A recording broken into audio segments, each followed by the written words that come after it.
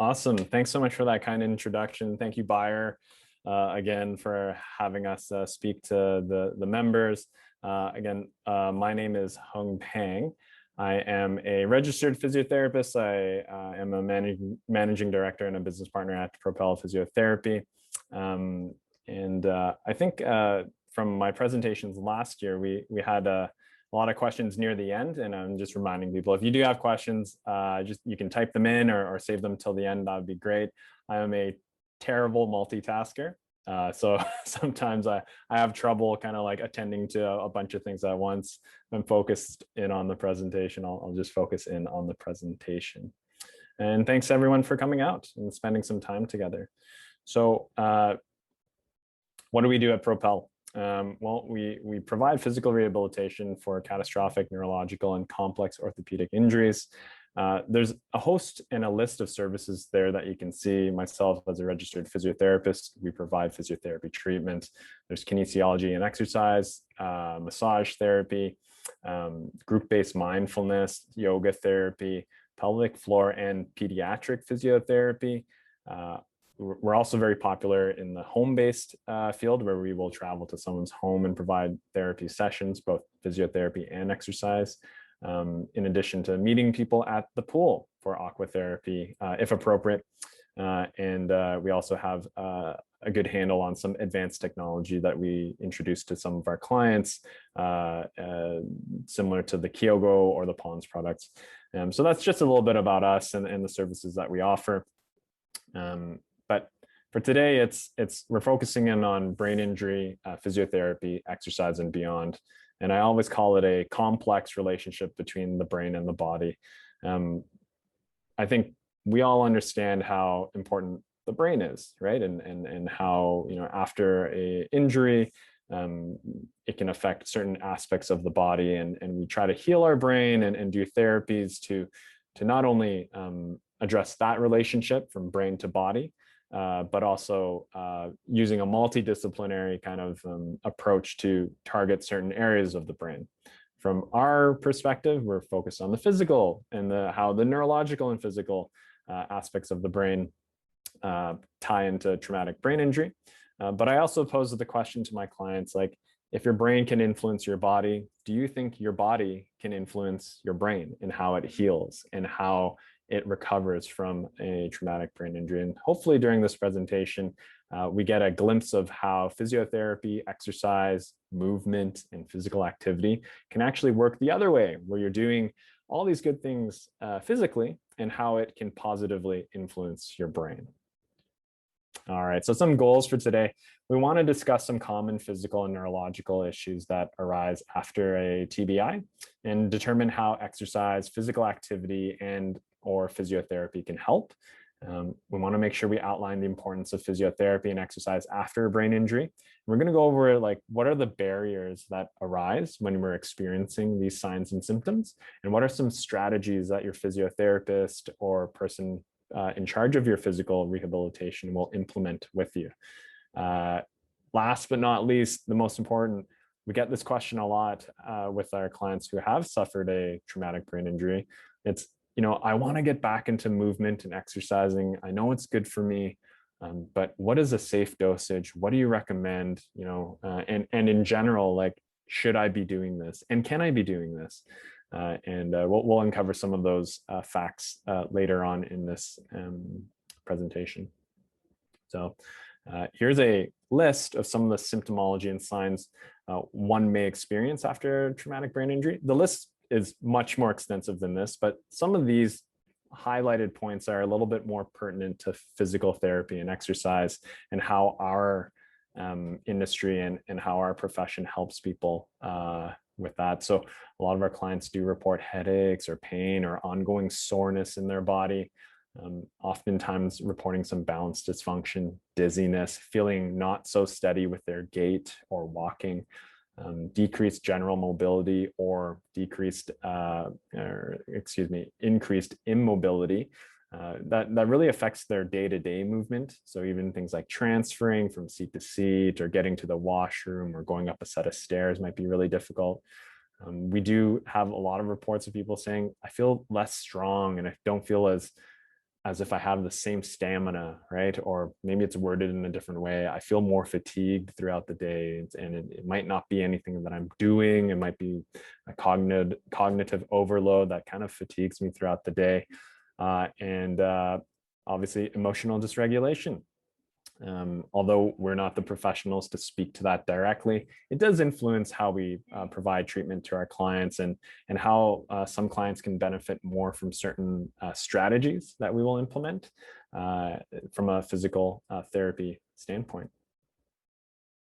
All right, so we'll go over some of the symptomology and signs that I just listed. We'll take a look at some of the barriers, and then what are our physiotherapy and exercise strategies. So pain, soreness, and headaches, the barriers that limits the person's participation in daily activities. So if you're always in pain, or if you're always having a headache, or you're feeling sore, it kind of just puts a wrench in your plans, right? It stops you from being mobile, and it stops you from participating physically. So some of the strategies that physiotherapy and exercise implement would be some manual therapy, or hands-on therapy, as we call it, joint mobilization, stretching, providing some symptomatic relief that can turn into long-term relief when it's paired with a movement or exercise program. We know that the more you move, the better the joints get a chance to move around within the body, the better the muscles respond to that kind of tension and load. And then you get used to that kind of movement, right? And then as you practice and you put in the repetitions at appropriate loads, your body gets stronger, and you're able to, quote unquote, tolerate that movement a little bit better despite experiencing some pain. I know a lot of our discussions with our clients also revolve around energy conservation, education around activity guidelines. So things that maybe they can do, and things that we would suggest, hey, can we modify this activity so it suits you, so that you can still participate in what you want to do without having that repercussion of experiencing perhaps a flare-up of pain, or increased headache, or increased soreness throughout the body. So you're still trying to get that appreciation for physical rehab without flaring yourself up. And that's how we would generally take a look at pain, soreness, and headaches. Oftentimes, as I mentioned earlier, balance deficits, dizziness, and immobility are reported to our clinicians. And one of the things that we've often noticed is, trying to coach someone in getting their balance better by providing them with balance exercises, there is a really big gap of like fear, right? Fear of falling, or fear of losing their balance. And how do I do this? How do I get my balance back? And how do I feel steadier on my feet? How do I get my mobility back without putting myself in danger, or with respecting safety? So our clinicians can develop exercise programs, or movement-based programs, we'll call it, that respect those dimensions of safety. Make sure that people are practicing things within their tolerances and abilities, but still at a meaningful intensity to really make a difference in functional things like walking, or going up and down stairs, right? Or maybe navigating throughout the community if it's a busy sidewalk kind of thing. I think that kind of influence on the balance deficits, dizziness, and immobility also come from targeting different aspects of your balance system. So not only muscular, but also sensation, proprioception, your vision, some of your vestibular health. So if there's any inner ear issues that we need to take care of or take a look at, we'll involve that in your therapy sessions. Muscular strength and endurance, as it targets to the musculoskeletal system for balance. And then most importantly, making sure we're challenging your balance and your dizziness and your immobility in a safe manner. Okay. And lastly, we talked about emotional dysregulation. Some of the barriers with that is, the poor mood will limit some of the interactions with going out or participating in daily activities. And our physiotherapy or exercise strategy would be to involve people in some form of a mindfulness-based program and or structured physical activity to improve your self-reported quality of life. So sometimes it doesn't necessarily have to happen in the clinic, right? And we know that a lot of gains physically and mentally and cognitively might actually be happening out in the community. So if someone is more interested in like yoga therapy or getting into the pool for water therapy or going for walks or cycling or something that puts them at peace and decreases their stress and anxiety, that is a way that we can pivot our treatment sessions to speak to that individual a little bit better. Not everyone likes to come into the clinic, right? And you know, we've been really fortunate to understand that concept and to really help our clients see that physiotherapy doesn't just exist within four walls in a private room. It carries on, and there needs to be a carryover effect into the community and into their home. All right. So for example, here we have our awesome exercise physiologist, Shreya Maharaj, kind of demonstrating a low impact, high intensity interval workout. So I think when I say that list of words, everyone thinks, oh my gosh, you know, high intensity, I can't handle that, or, you know, that might be a little bit too much for me. That might flare me up. Here is an example of how a person would kind of shape the program so that it's suitable for someone that wants to get their heart rate up, wants to be safe, wants to try something new and fun, right? But also, you know, understands that in order to get the benefits of physical activity or exercise, there does need to be a component of the correct amount of intensity. So we'll watch this for a couple of seconds here, but I'm just going to unplug my earphones so everyone can hear Shreya. You guys give me a thumbs up or a thumbs down if you can hear Shreya here. 10 times on each side. You can just kind of see her warming up with people in this group activity.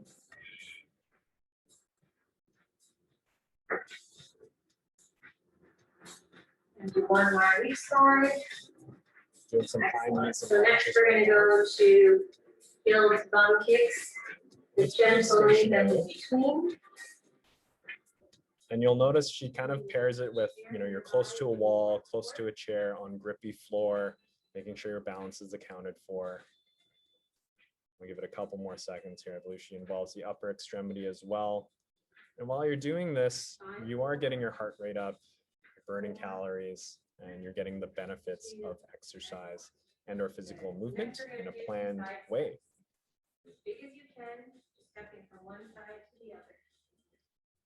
And I know everyone's screen is off, but if you want to try some of these moves, like you can try at your own discretion, obviously, you can check out our YouTube page, Propel Physiotherapy, and all of these exercises are just free for everyone to use.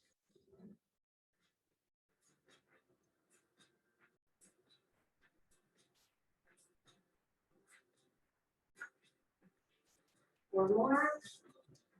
3, That's good. I think she gets her 2, upper extremity and involved. last one. Come back to the middle of your mat. Just do some side-to-side shifts.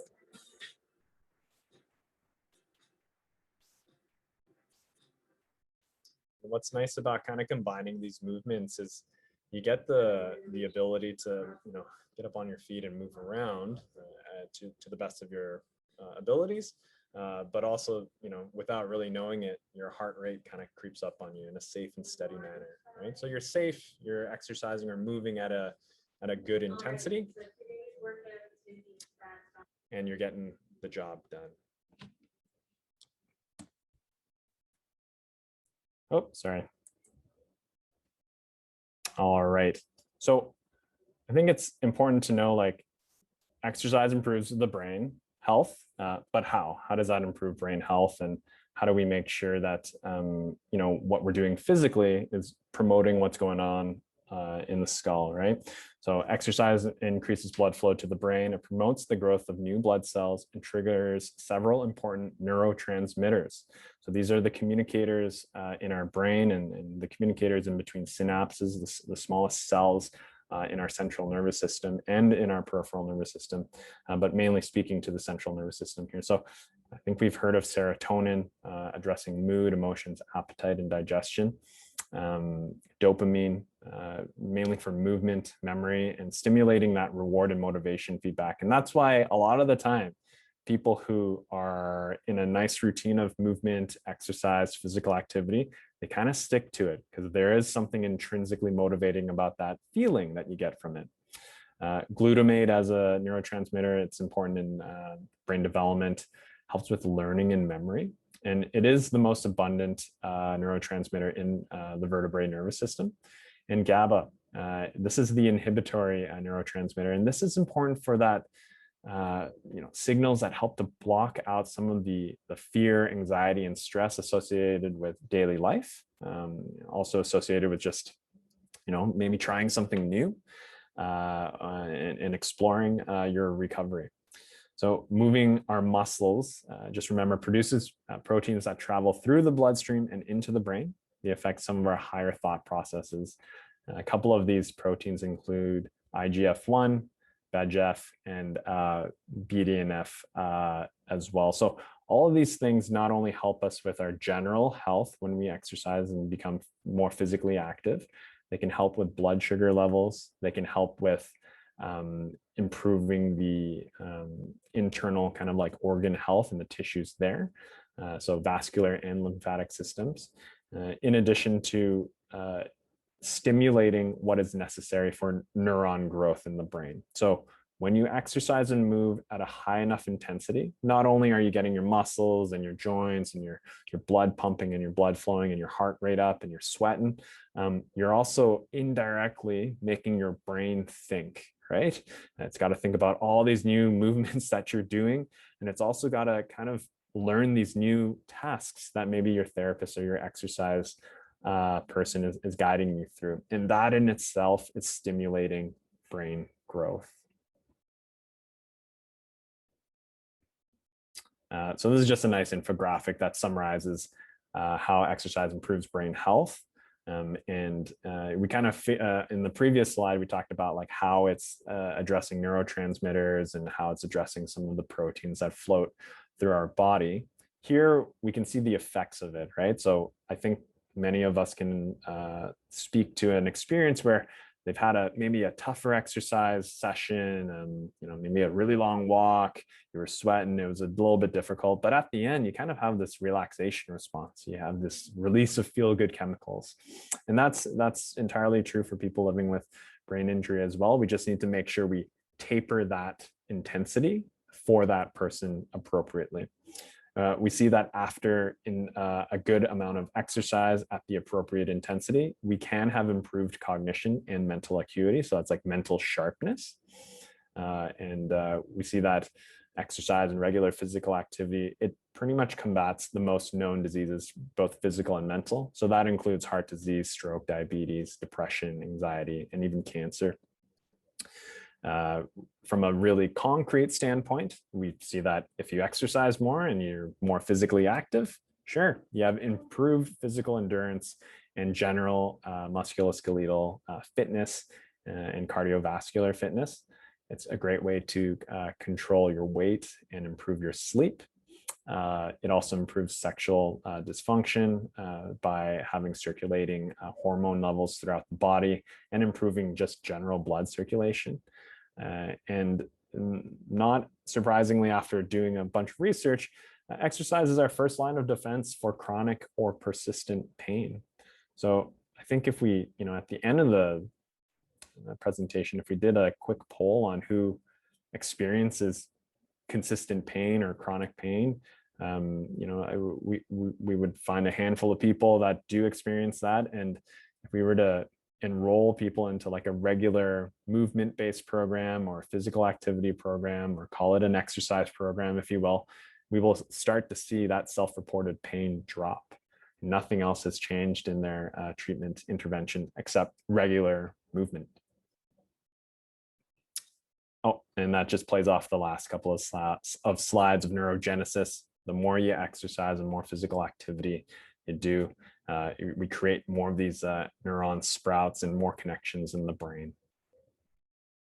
All right. So this is coming up on some pretty important stuff here. And we get the question of, great, you've just told us all this physical activity and exercise is good for us. I think a lot of people know that already. Maybe you get a little bit more background information as to how it influences the brain and the neurotransmitters that that get activated or circulated throughout the brain, and the proteins that get circulated throughout the body. Now, from a practical standpoint and from a physical therapist standpoint, how often should you be doing it and at what intensity? So some of the systematic reviews have determined that for people living with brain injury, chronic brain injury, 3 to 5 times a week at an intensity of 40 to 70% of peak oxygen uptake. So that's hard to calculate if you're just, living, you can't calculate that very well if you're just, at home kind of thing. You got to go to the lab. But they also pair it with a perceived exertion scale, which is the Borg ratings of perceived exertion, RPE, of 13 out of 20. For a duration of 20 to 60 minutes using an appropriate mode of exercise. So in summary, it's if we can aim for around 3 times a week at an intensity of 13 out of 20 using this scale for a duration of 20 to 60 minutes. 60 minutes is a long time, so maybe we start off at like 15 to 20, right? We're going to be moving, being physically active at a meaningful enough intensity that will provide us with health benefits. And the exertion scale is kind of tricky sometimes because it's a 6 to 20 scale, which a lot of people get confused. They're like, who makes a scale from 6 to 20? Well, Borg does. And the reason they made it 6 to 20, it's supposed to correlate with heart rate for the average adult. So if you're at a rating of 13 out of 20 intensity, we're looking at 130 beats per minute. It's somewhat hard, right? It's something that you can do for a longer duration of time. However, it's not super easy. It doesn't feel like nothing.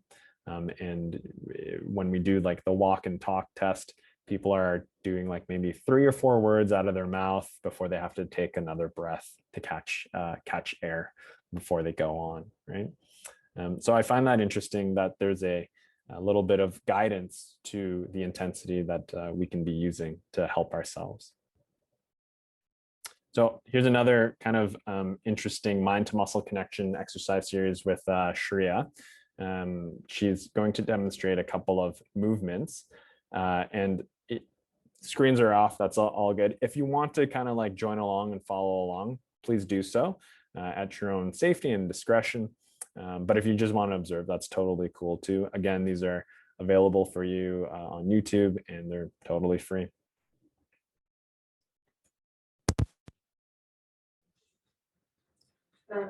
So you can see Shreya doing a little bit more muscle focused movements, like partial or half squats. And warm up the lower body. We're going to do 2 upper body stretches.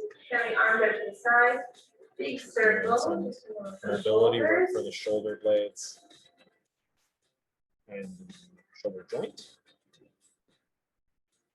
And you can see that the intensity of some of these movements, this is not like P90X that we're expecting from people, right? It's not something that's going to put your heart rate or your blood pressure through the roof. It's movement based, it's meaningful, and it's doable. We're going to have those arms out into a goal post. We're going to bring elbows and hands together and open out to the sides. Touches the chest.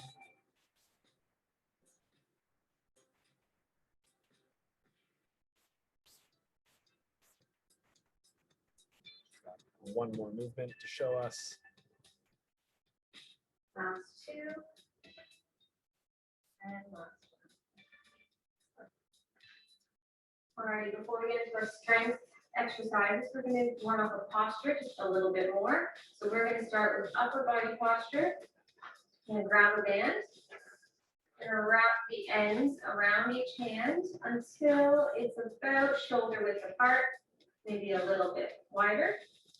I think one thing to remember is some of the exercises that would be really beneficial, they all don't need to be at an intense level, right? They can be modified. So in this situation, Shreya's in a seated position, so she feels safe. Her balance isn't being challenged as much. She gets a chance to really focus in on her postural muscles that she was just talking about. And she's using a resistance band, doing almost like a reverse fly targeting the rear deltoid, targeting the shoulder blade and the scapula, and trying to sit up nice and tall. I think all of us need a little bit of a reminder sometimes while we're stooped over our desk, kind of, looking at the screens and stuff like that. All right. So some options for exercise activity and some of the fun associated with it.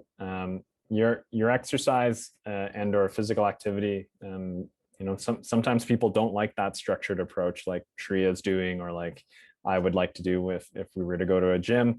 Sometimes just really focusing on making something fun and doing it consistently is the biggest obstacle for people. So here are some suggestions, like walking, wheeling, biking, cross-country skiing, weather appropriate, probably not right now during our weather right now, trails, hikes, stairs, organized sports or not. So sometimes people just like to do some pickup basketball or, pick up frisbee, just hanging out with friends, gardening, using that as a timed event where, you're going to dedicate 20 minutes each day to do some form of gardening that you find therapeutic, that gets your heart rate slightly up, and maybe you're going to sprinkle in a little bit of 13 out of 20 rating of perceived exertion movements in there, right?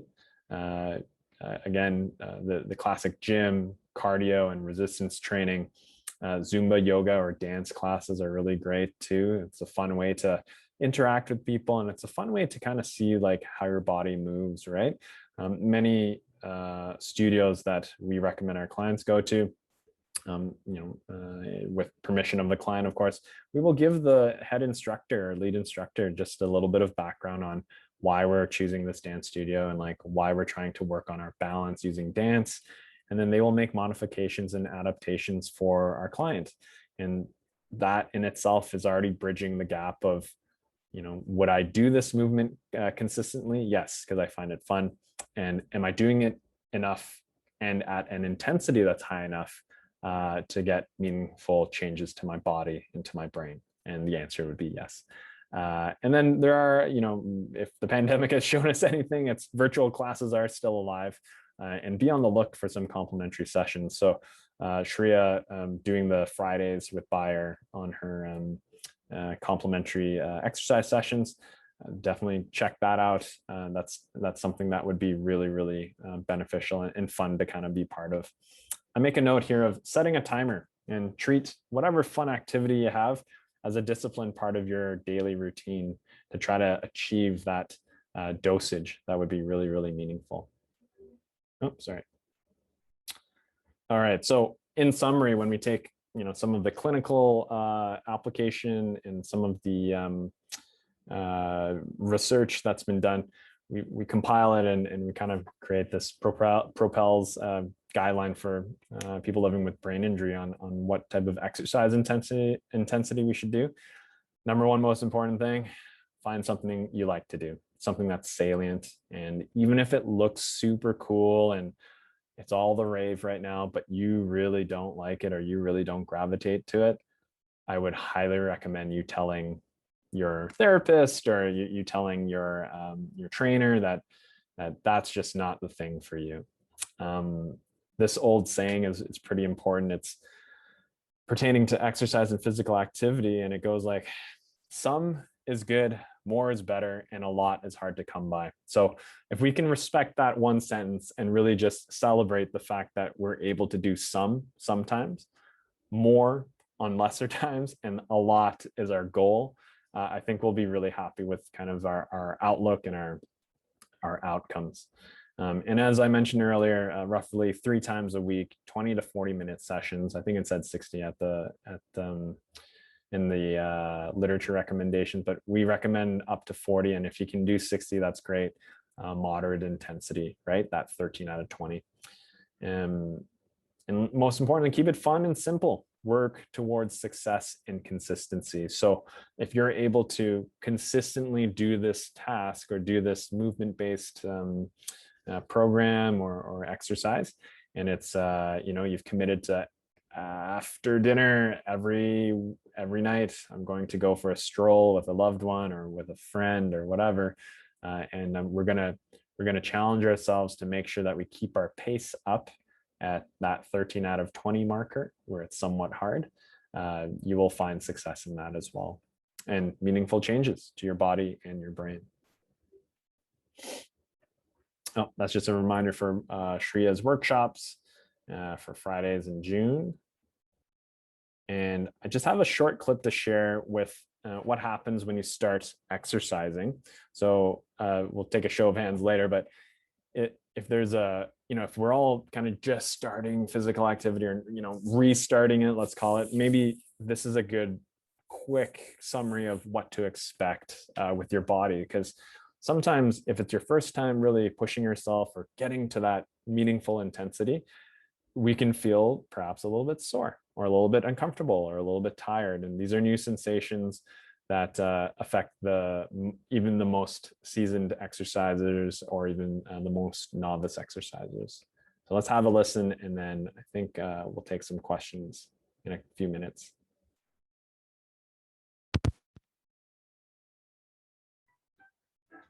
During that first workout, you might feel more alert and energized because ramping up your heart rate means a boost in overall blood flow and oxygen to the brain. But prepare yourself for the day after, when you'll almost certainly get a case of DOMS, short for delayed onset muscle soreness. The soreness will persist for about 72 hours, but the good news is you're less likely to get it again as long as you continue to regularly exercise those same muscles. Over the next few weeks, you'll slowly start to ramp up production of mitochondria via a process called mitochondrial biogenesis. Mitochondria are the parts of your cells that convert carbs, fat, and protein into fuel that your muscles use to do their job, like flex and contract. After 6 to 8 weeks, studies have shown that people can increase their mitochondria by up to 50%. With more mitochondria in your cells, you'll start to feel more fit and your endurance will increase. So running 3 miles will no longer feel as difficult as it did during the first week.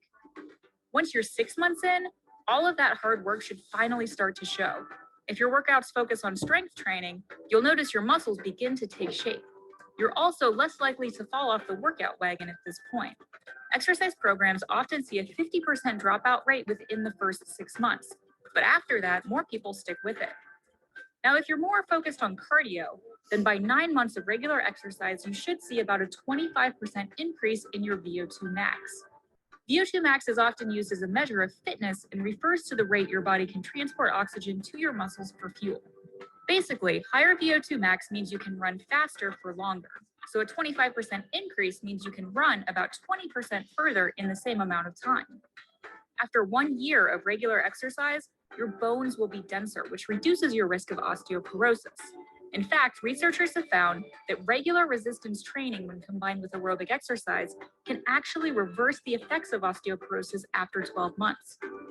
Now, if you maintain your exercise program long-term, your body might not be the only thing to benefit. Your bank account may also beef up. One study revealed that older people who exercised 5 days a week for at least 30 minutes saved on average $2,500 a year in medical costs for heart-related health problems alone. You'll also be at a lower risk of developing arthritis, type 2 diabetes, dementia, and certain types of cancer like breast and colon.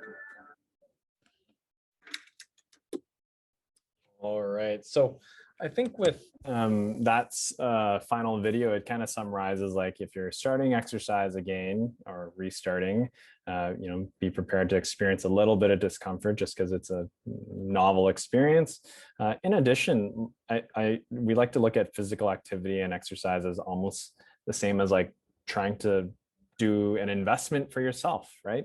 You may not see the huge gains in the first like month or 2 months, but it's a time component. So if you put a little bit of deposits every day, right, every other day, you stay consistent with that depositing of good physical activity and exercise and movement throughout your day, in the end, it accumulates to this awesome gains, right, in not only your brain health, but also your physical health. And I think they drop in that snippet of, if you take care of yourself, it also takes care of your wallet. which is a great extrinsic motivator for a lot of people. But in the end, the way we view it is you have one body, let's respect it. Let's put it as a priority, and every little bit counts. So never, I would say, never overlook the little bit of physical activity or movement that you can provide yourself. And every little bit counts, and it gets added into that investment for yourself.